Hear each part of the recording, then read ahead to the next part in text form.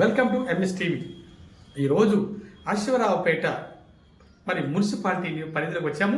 ఇక్కడ number 1 first ward TRS తరఫున నిలబడుతున్నటువంటి ఆరేపల్లి రాంబాబు గారిని కలవడానికి వచ్చామండి. నమస్తే సార్. నమస్తే సార్, నా పేరు ఆరేపల్లి రాంబాబు. ఇక్కడ 20 సంవత్సరాల నుంచి గౌడ సంఘం గీతగారి సంఘం చేస్తున్నాను.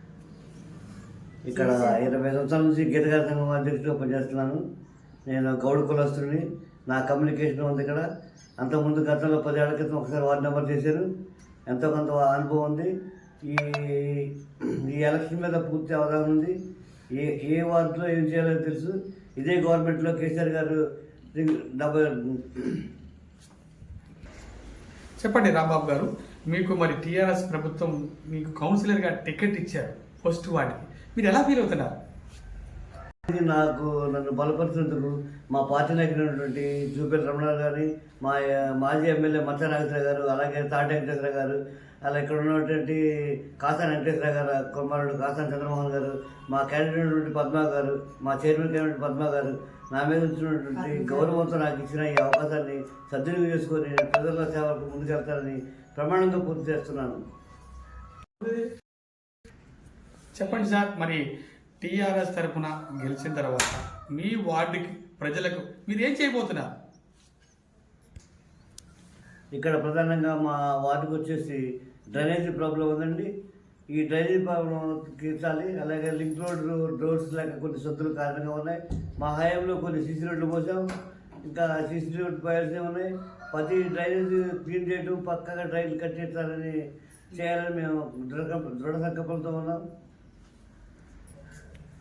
మీది పార్టీ అధికారం లేదు కదా, మీరు టీఆర్ఎస్ తరపున అంటున్నారు. అది కాంగ్రెస్ అధికారంలో ఉంది.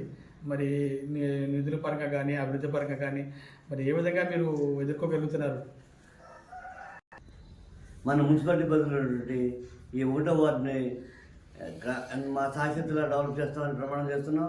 అదే కాకుండా ఇప్పుడు అధికార పార్టీ మేము లేకపోయినా అధికార పార్టీతో సక్రమంగా ఉండి వారి కృపతో వారిని వేడుకొని మా వారిని మేము ఎలా డెవలప్ చేయాలనేది ముందుకెళ్తామని దేనికి నిలబడలేదు. నా గెలుపు నల్లేరు మీద నడకే. నా గెలుపు ఆల్రెడీ డిసైడ్ అయిపోయింది. మా దున్నంతా 1 సైడే. ఓకే, చివరిగా టీఆర్ఎస్ ప్రభుత్వం మళ్ళీ తిరిగి ప్రభుత్వం ఫామ్ చేస్తుందని వచ్చే టర్మ్కి అని అనుకుంటున్నారా? ఇది తప్పక అనుకుంటున్నామండి. ఇది నేను అనుకోవటం కాదు, ప్రజల్లోనే వ్యతిరేకత కనపడుతుంది. ఈ టీఆర్ఎస్ పార్టీకి సభ్యుడిగా నేను గ్రామాల్లో ప్రజల దగ్గరికి వెళ్ళినప్పుడు పూర్తి స్పందన కనపడుతుంది. ఈ నిరంతర కరెంట్ ఏంటి, ఒక రైతు బంధు ఏంటి, ఒక రైతు సంక్షేమానికి ఎన్నో తీసుకొచ్చింది కేసీఆర్ గారే. అలాగే ఈ అసరాపేటలో డివైడర్ తీసుకొచ్చి అది మా గవర్నమెంట్ డివైడర్ చేసింది. అది ఇప్పుడు ఇంకా రింగ్ రోడ్లో తట్టడం పెట్టి కూడా పోయిన పరిస్థితిలో ఉంది గవర్నమెంట్.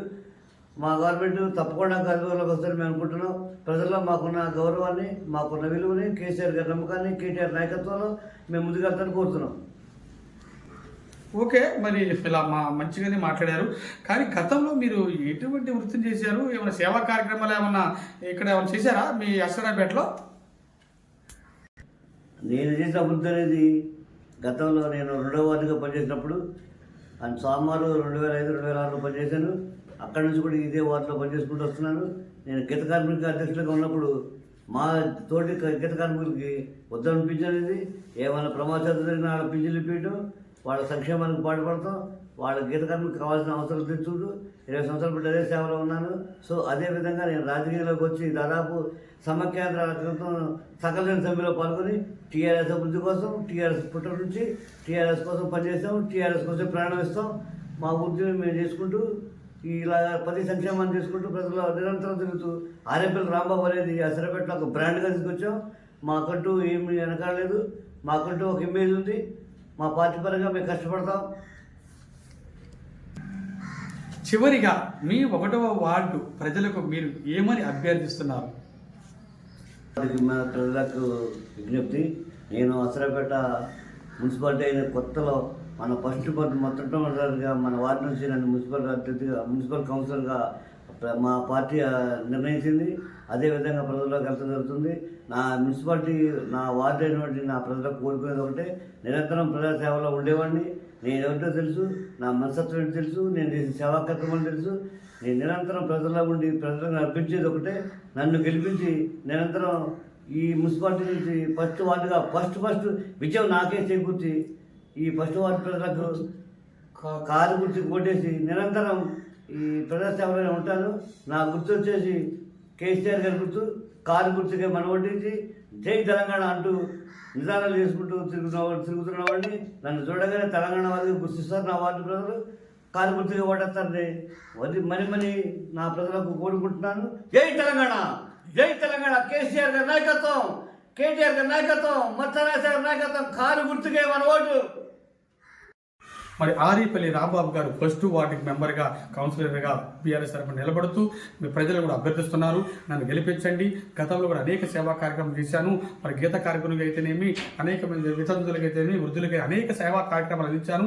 ఫస్ట్ వార్డు మరి ఇదివరకు 2వ వార్డు కూడా కౌన్సిలర్గా చేశాను, అనుభవం ఉంది. ఆ అనుభవంతో మళ్ళీ మీకు అందరికీ కూడా మీ వార్డు ప్రజలందరూ కూడా మేలు చేస్తారని అంటున్నారు. ఆయన మాటలను ఆయన గెలవాలని మేము ప్రత్యేకంగా కోరుకుంటున్నాం. Thank you very much. MS TV ప్రతి చోట ప్రజల మాట. MS TV